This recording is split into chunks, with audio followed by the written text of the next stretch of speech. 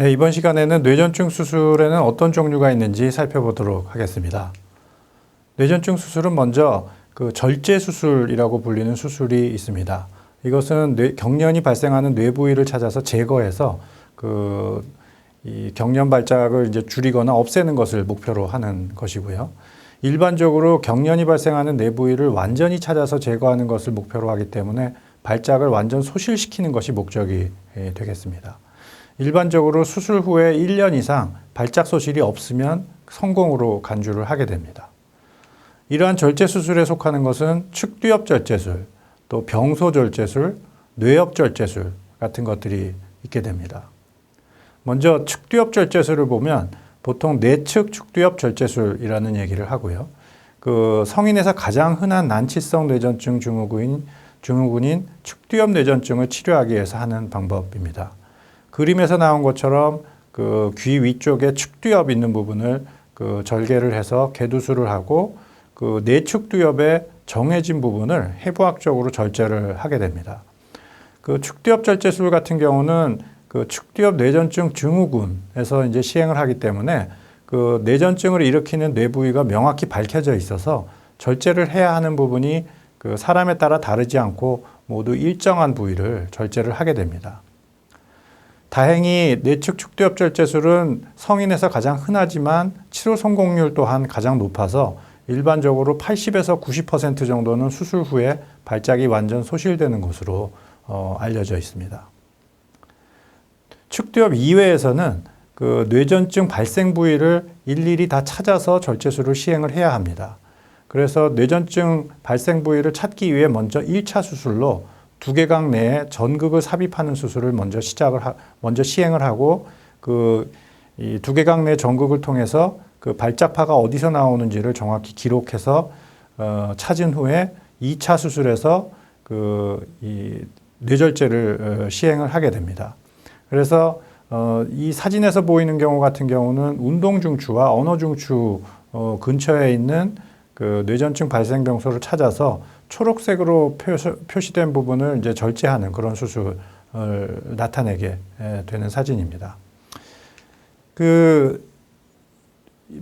비측두엽 절제술 같은 경우는 해부학적으로 정해져 있는 부위가 아니라 일일이 환자에게서 전부 절제에 필요한 부위를 찾아서 수술을 시행을 해야 하고 그 과정이 쉽지 않은 경우가 많기 때문에 치료 성공률이 측두엽 절제술보다는 이제 높지 않게 되고요. 일반적으로는 60에서 90% 정도의 치료 성공률을 가지는 것으로 알려져 있습니다. 또 하나의 절제술에는 대뇌반구 절제술이 있는데 특히 소아에서 반구 전체를 침범하는 뇌전증 증후군이 있습니다. 대표적으로는 라스무센 뇌염, 거대 반구증, 또 반구의 광범위한 뇌경색증 같은 경우가 있는데 이런 경우 해당 반구는 기능은 전혀 없지만 뇌전증을 만들기만 하는 그런 병소로서 작용을 하기 때문에 반구 절제술을 하게 되면은 기능 소실 없이 뇌전증을 조절하는 그런 효과가 있게 되고요. 이런 경우는 치료 성공률이 상당히 높아서 90% 정도에서 뇌전증을 이제 소실시킬 수 있습니다.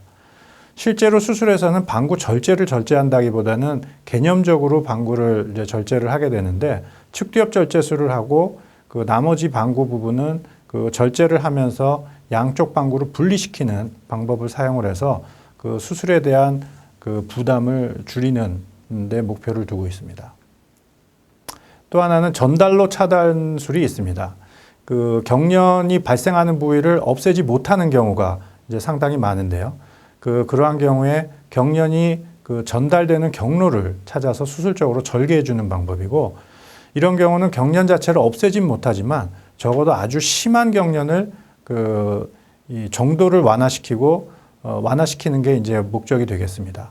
그래서 수술 후에 대발작이나 탈심 발작 등의 전신 발작은 이제 많이 감소가 되게 됩니다. 이런 수술에 해당되는 것은 뇌량 절개술, 또 다발성 피지라 절제술이 있습니다. 사진에서 보이는 것은 이제 뇌량 절개술인데요. 뇌량은 그림에서 보이는 것처럼 빨간색으로 표시된 좌우 대뇌를 연결하는 다리 역할을 하는 구조물입니다. 이 일부 경련에서는 탈신 발작이란 게 생길 수 있는데, 탈신 발작은 양쪽 대뇌가 그 한꺼번에 뇌전증이 뇌전증이 생기면서 갑자기 쓰러지는 형태로 그 발작이 생기기 때문에 그 외상이 생길 가능성이 매우 높고 생활에도 매우 큰 불편을 겪게 됩니다. 이때 뇌량절개술을 시행하면 적어도 이런 탈신 발작은 상당히 없애거나 그 완전히 소실시킬 수 있기 때문에 그 환자의 생활에 큰 도움을 주게 됩니다.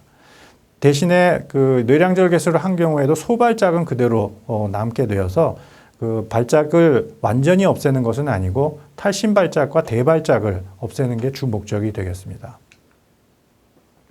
요즘에는 신경 자극술을 많이 시행을 하는데, 이것은 항경련 효과가 있다고 알려져 있는 그 뇌 부위를 전기 자극하는 방법입니다. 그 뇌를 절제하지 않기 때문에 그 위험이나 부담이 상당히 적지만 그 경련을 완전히 없애진 못하고 경련을 감소시키는 게 목적이 되겠습니다. 가장 큰 장점은 기존의 뇌 구조를 절제하지 않고 그대로 보존한다는 것이 큰 장점이 되겠고, 이에 해당되는 방법은 미주신경 자극술, 뇌신부 자극술, 또 RNS라는 방법이 있습니다. 일반적으로 미주신경 자극술과 뇌신부 자극술을 많이 시행을 하게 되고, 그 그림의 위쪽 부분에 있는 게 그 미주신경 자극술을 한 그 그림이고요. 그다음에 오른쪽에 있는 것은 이제 뇌신부 자극술에 대한 그림입니다. 이런 그 신경 자극술 같은 경우에는 그 발작의 소실 정도가 그 절제 수술이나 다른 기존의 뇌전증 수술에 비해서는 낮기 때문에 그 아직은 기존의 뇌전증 수술이 불가능한 경우에 이제 시행을 하게 되고, 일반적으로 미주신경 자극술이나 뇌신부 자극술 모두 그 50% 정도의 발작 완화 효과가 있는 것으로 알려져 있습니다. 미주신경 자극술의 경우는 이제 큰 장점 중에 하나는 뇌절제를 하지 않고 또 미주신경 자극을 하면서 나타나는 여러 가지 효과 때문에 인지 기능이나 학습 능력이 수술 후에 오히려 향상이 되고 우울증 개선 효과도 상당히 큰 것으로 알려져 있습니다. 결국 이 자극술에 의한 수술 방법은 뇌전증 발작의 횟수와 정도를 감소시키고 생활의 질을 높이는 것이 가장 큰 목적이 된다고 할 수 있겠습니다.